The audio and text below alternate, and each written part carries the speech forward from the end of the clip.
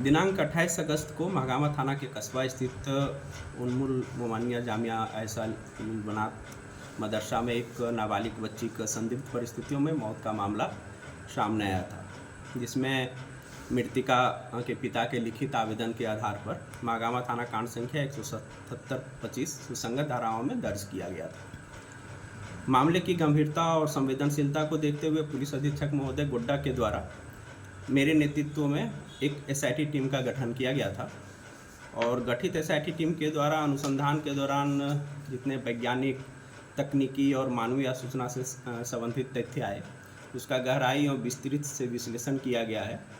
और SIT team के समक्ष आए तथ्यों के आधार पर अभी तक का जो अनुसंधान प्रगति है वो इस प्रकार है कि मृतका के शव का विधिवत अंत्य परीक्षण करवाया गया था। अंत्य परीक्षण में चिकित्सक के द्वारा cause of death due to hanging बताया गया। इसका पोस्टमार्टम रिपोर्ट मृतका के परिजन को उसी समय उपलब्ध करवा दिया गया था। दूसरा है कि घटना स्थल पर जो फोरेंसिक एक्सपर्ट को हम लोग बुलाए थे, उन लोग भी साक्ष्य संकलन का प्रयास किए, साक्ष्य संकलन का प्रयास किए।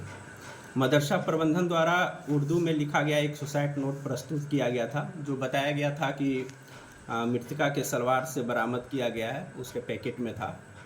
उक्त सुसाइड नोट को विधिवत प्रस्तुति सह जब्तु सूची बनाकर और माननीय न्यायालय से अनुमति प्राप्त कर उसको विधि विज्ञान प्रयोगशाला मिलान के लिए भेजा गया है। घटना के समय मृतका द्वारा पहने गए कपड़े और अन्य जरूरी चीज़ों को विधिवत जांच हेतु विधि विज्ञान प्रयोगशाला को भेजा गया है, जो रिपोर्ट अभी अप्राप्त है। अनुसंधान के क्रम में मदरसा के कई स्टाफ और मदरसा में पढ़ने वाली कई बच्चियों और उसके माता पिता का बयान लिया गया है।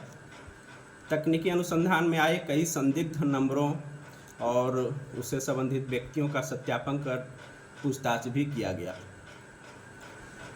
जो महत्वपूर्ण बातें आई है वो इस प्रकार है कि अनुसंधान के क्रम में कुछ बच्चियों ने यह बात बताई कि 17 अगस्त को बच्ची घर से 2-3 दिन के अवकाश के बाद वापस आई थी, तो वह परेशान रह रही थी और लगातार 2-3 दिन वह मदरसा में रो भी रही थी।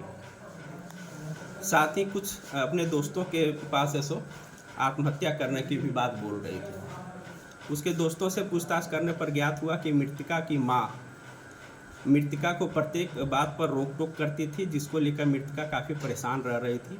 यह बात मृतका ने मदरसा में पढ़ने वाली अन्य छात्राओं जो अपने उसके क्लोज फ्रेंड थी उन लोग को बताई थी। दूसरा क्या है कि सुसाइड नोट के संबंध में जब अनुसंधान किया जा रहा था तो उसकी फ्रेंड में ही एक बच्ची है जिसके द्वारा यह बताया गया कि वह सुसाइड नोट उस बच्ची के द्वारा ही लिखा गया था, जिसको मृतका ने खुद लिखवाया था। और ये सुसाइड नोट 26 अगस्त को ही वह लिखवाई थी। पूछताछ में सुसाइड नोट लिखने वाली छात्रा ने इसे स्वीकार किया। साथ में एक और बच्ची है जो उस समय सुसाइड नोट लिखवाने के समय वहाँ मौजूद थी, उसने भी बताया कि ये मेरे समक्ष ही लिखा गया है। तो ये छात्राओं का बयान मृतका के संबंधित है और उसका कहना था कि मृतका जो यह बोल के ये सुसाइड नोट लिखवाए कि वो अपने परिजन को इसका देखकर और डराएगी। बाद में वो बताए कि हम फाड़ दिए थे। इन बच्चियों का बयान है सो बाल कल्याण समिति गुड्डा और माननीय न्यायालय में धारा 183 के तहत भी रिकॉर्ड करवाया गया है। अनुसंधानकर्ता उक्त बच्ची जो बोली है कि मेरे लिखावट में है, तो उसका भी जो विधिवत रूप से उसकी जो लिखावट है और सुसाइड नोट है उसका भी जांच करने के लिए हम लोग विधिवत उसको भेजेंगे।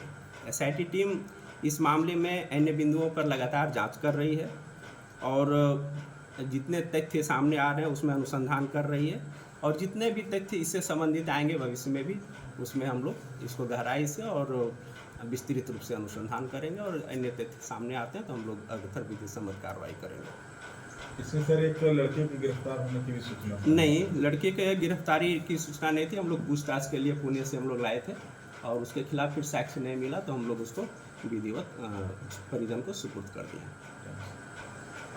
इसमें जितने भी अटकलें लगाई जा रही थी, बहुत सारी बातें, बहुत सारे बिंदुओं पर कि लाश को पहले उतारा गया, उसके बाद वो सुसाइड नोट मैच नहीं करना उनके लिखावट से, उस दिन ये सारी बातें क्यों नहीं आई और इस तरह का क्या अनुसंधान है? सारी बातें अनुसंधान अंतर्गत थी, और जो जो अनुसंधान अभी हम लोग का इतने दिन के अनुसंधान के बाद जो बातें प्रकाश में आई है, तो उस बातों के आधार पे ही आज हम लोग ये सब चीज़ कर पा रहे हैं।